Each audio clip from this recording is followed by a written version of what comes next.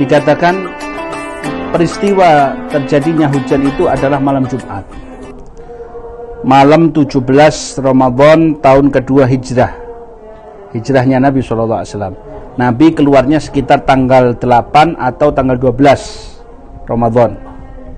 Jadi persiapannya itu adalah mengejutkan, perjalanannya yang dialami oleh Nabi SAW. Yang dialami hikmah daripada hujan itu, yang pertama Allah ingin menurunkan kesegaran, pencerahan otak kepada para sahabat Nabi SAW. Jadi ketika mereka tertidur dengan suasana yang dingin, jadi nggak jadi panas, dan itu mereka bisa ngambil air, ya kan?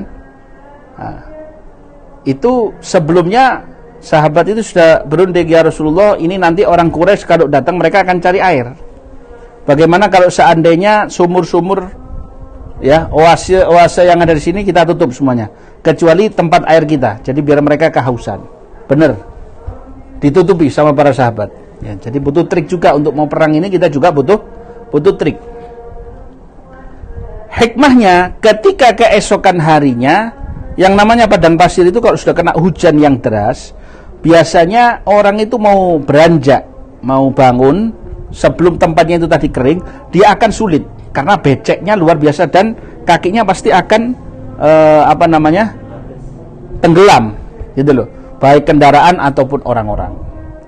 Kecuali sahabatnya Nabi SAW, yuthabbit bihil aqdam, di saat itu Allah jadikan tempat yang mereka lalui ini tadi basah, tapi tetap kuda-kuda ini kakinya nggak tenggelam di padang pasir, jadi tetap mereka bisa berjalan.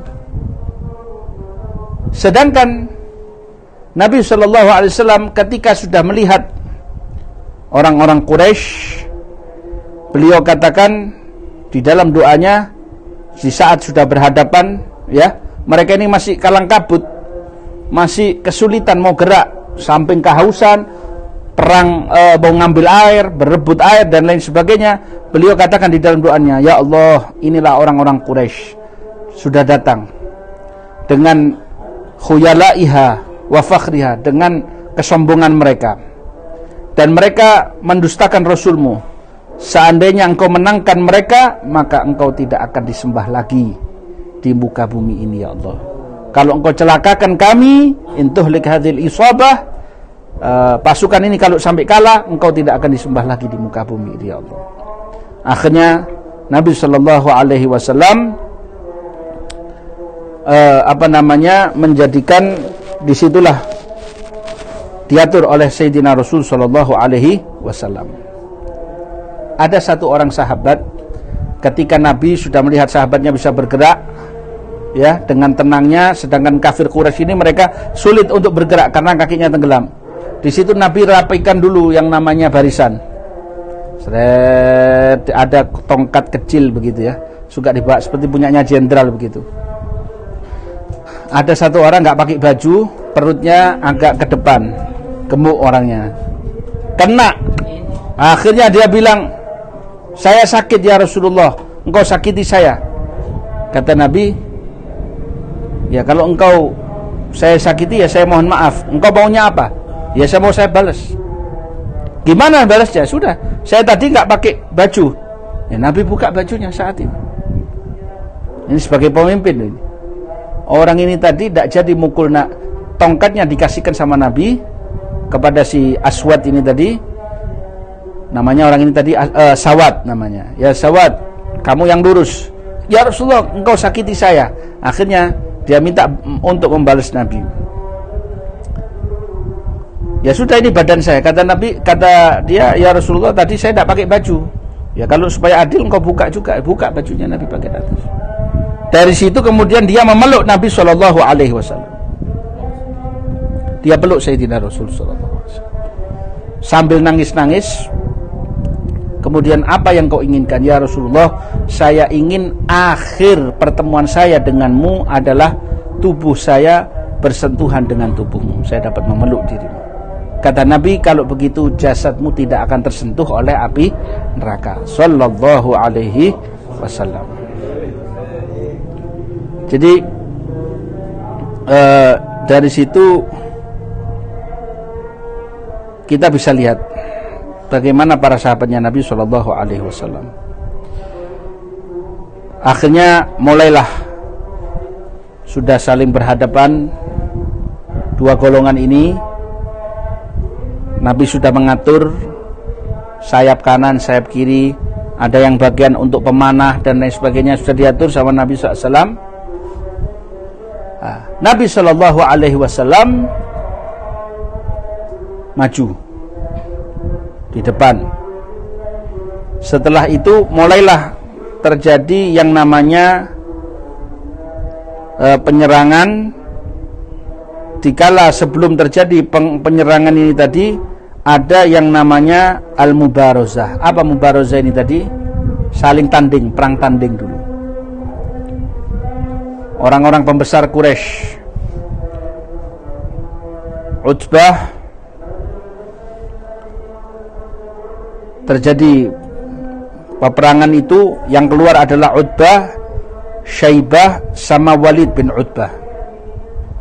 Tiga orang yang keluar.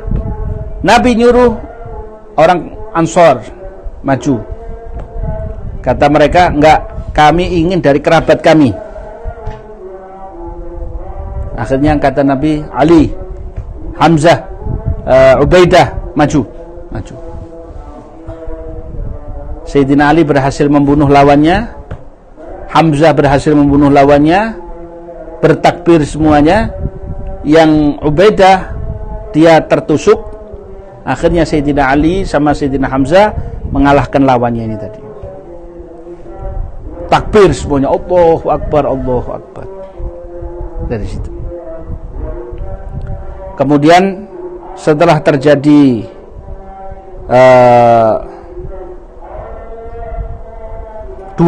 pertandingan duel, mulailah terjadi perang. Langsung panah, tombak dan lain sebagainya. Kita perlu tahu ya, Nabi Shallallahu Alaihi Wasallam ketika itu beliau ngamati sebagai jenderalnya, misalnya pemimpinnya. Selama terjadinya peperangan itu, Nabi tinggal di Arish, di tenda itu tadi atau gubuk tadi. Sampai Sayyidina Abu Bakar ini melihat Nabi itu berdoa kepada Allah sampai sorbannya jatuh. Dipeluk sama Sayyidina Abu Bakar, ya Rasulullah, pasti Allah menangkan kamu.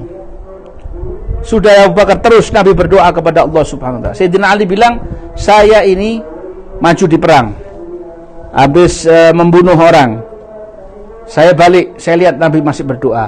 Berapa menit lagi kembali ke medan perang, balik lagi, sampai berapa kali saya lihat Nabi SAW masih terus berdoa. Supaya apa? Supaya kalau menang, supaya agama ini nyampe kepada kita. Sallallahu alaihi wasallam. Akhirnya setelah itu gembiralah Rasul sallallahu alaihi wasallam. Yang perlu kita ketahui, di barisan kaum musyrikin, iblis nyamar jadi Suraqah bin Malik. Dia ngajak, ayo nyemangati pasukan kafir ini tadi untuk perang. Di situ kemudian seperti ayat yang saya bacakan tadi, Allah turunkan para malaikatnya. Jadi di Sirah Ibnu Hisham itu dikatakan ada dua orang lagi duduk di atas gunung. Kok kelihatan ada orang-orang bersorban kuning atau bersorban hijau turun dari langit. Ini para malaikat yang ikut sama Nabi perang Badar. Tidak pernah turun sebelumnya. Dan mereka menjadi naik derajatnya di sisi Allah karena ikut perang sama Rasul sallallahu alaihi wasallam. Sebelum perang itu Nabi wasiat dulu. Ini nanti ada 5 orang. Dulu pernah setia, dulu pernah membela saya di Mekah. Jangan kalian habisi. Di antaranya adalah pamannya Abbas bin Abdul Muttalib, Abul Bakhtari bin Hisham. Ada 5 orang. Mereka keluar karena terpaksa. Ya. Jadi masih Nabi tidak melupakan jasanya orang, biarpun di tengah medan perang. Sahabat itu bingung waktu dituruni para malaikat ini. Kata sahabat, kita ini mau gerakkan pedang, kok kepalanya orang itu sudah sudah terpenggal. Wadribuhum fauqal a'naq. Di sini ada tanda hitam ya. Atau kalau tidak, pukul di pedang di bagian apa? Jari jemarinya itu. Ini tadi. Ya. Jadi karena itu para malaikat pun ikut turun bersama Jibril alaihissalam. Jibril mengatakan, "Ubdum ya Khaizum, maju di jalannya Allah." Iblis kelihatan ini bilang apa? "Wes sudah, saya tinggal." "Loh, kenapa kamu kok melarikan diri?" "Iya, saya melihat apa yang enggak kalian lihat." Hilang iblisnya itu.